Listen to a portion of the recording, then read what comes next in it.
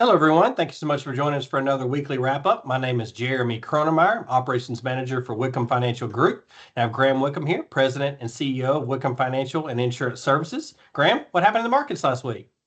Yeah, thank you, Jeremy. Thanks for our listeners jumping on the call again. We really saw the major U.S. equity indices hitting new highs, closing at new highs. So we saw the Nasdaq Composite.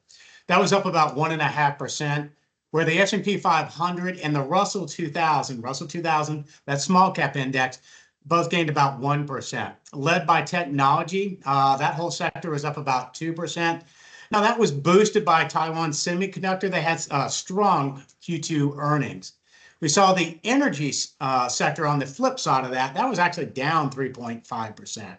Now, financials had a really strong earnings last week, this last week. So we saw that rise where all the large banks saw about a 20+% year-over-year profit growth. So huge for that side of the market. If we look at crypto and legislation, we saw the U.S. House pass the Genius Act. That was two other bills to regulate and promote digital assets. Bitcoin had a slight decline on the weekly standpoint, where Ethereum up 20%, record inflows to their ETF. If we look at inflation and Fed policy, we saw the June CPI that was up 0.3% month over month. So that was up about 2.7% year over year. Now that was still in line with the forecast. Led by food and energy, both rose. And tariff impact seemed to affect maybe furnishings, AV products, and appliances. If we look at Treasury yields, they climbed midweek. And the U.S. dollar, now that dropped after reports of the potential that the Fed Chairman Powell would be replaced. Now, that was by the president.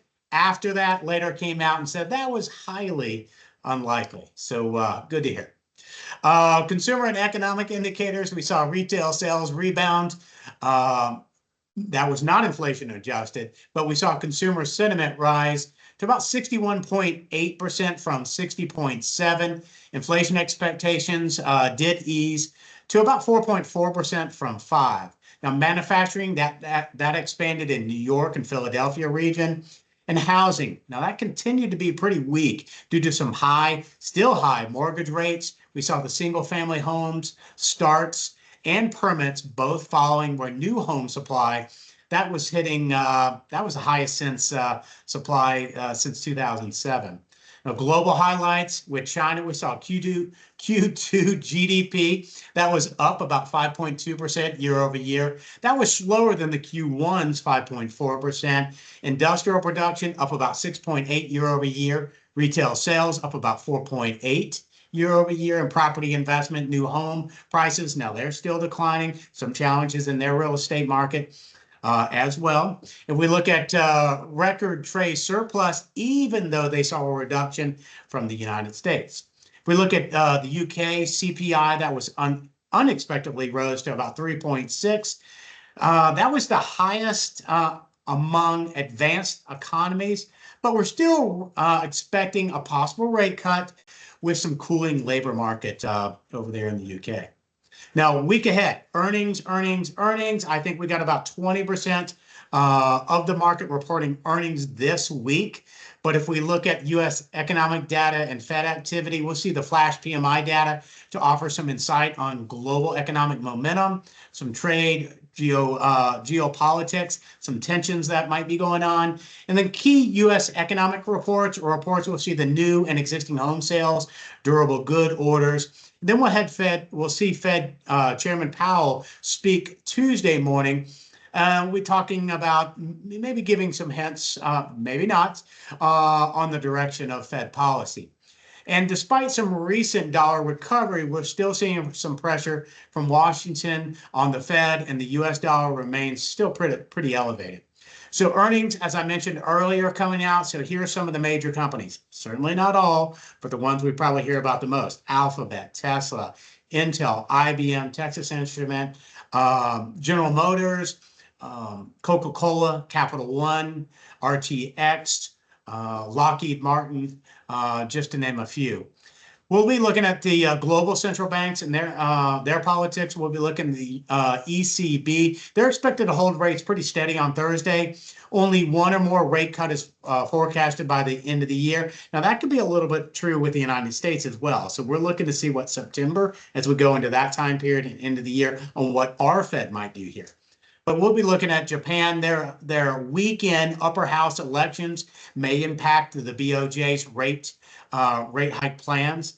Then if we kind of wrap it up with some other international highlights, we'll be looking at the Reserve Bank of Australia, looking at their meeting minutes. They'll be released. And then Japan, their core CPI will be coming out.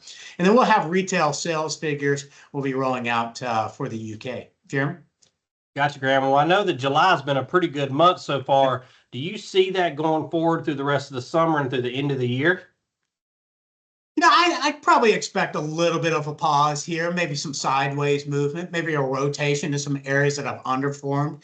Could it be a little value? Could it be, I don't know, small caps, or maybe a little more international movement higher?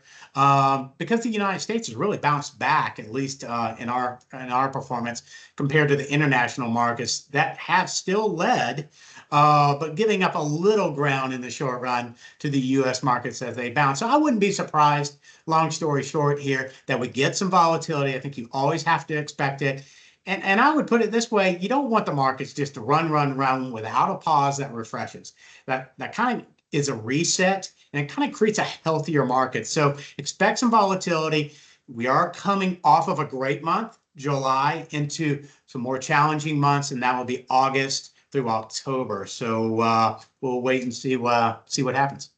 Gotcha. Well, thanks, Graham. And thanks for all the information and expertise. And to our listeners, we do have our next set of retirement planning today classes coming up. The first one starts on August the 9th and 16th, which is on Saturdays. And then the 12th and 19th is the Tuesday classes. So if you or someone you know might be interested in that, contact us here at the office or go check out our website and you can sign up there. And we look forward to having you next week.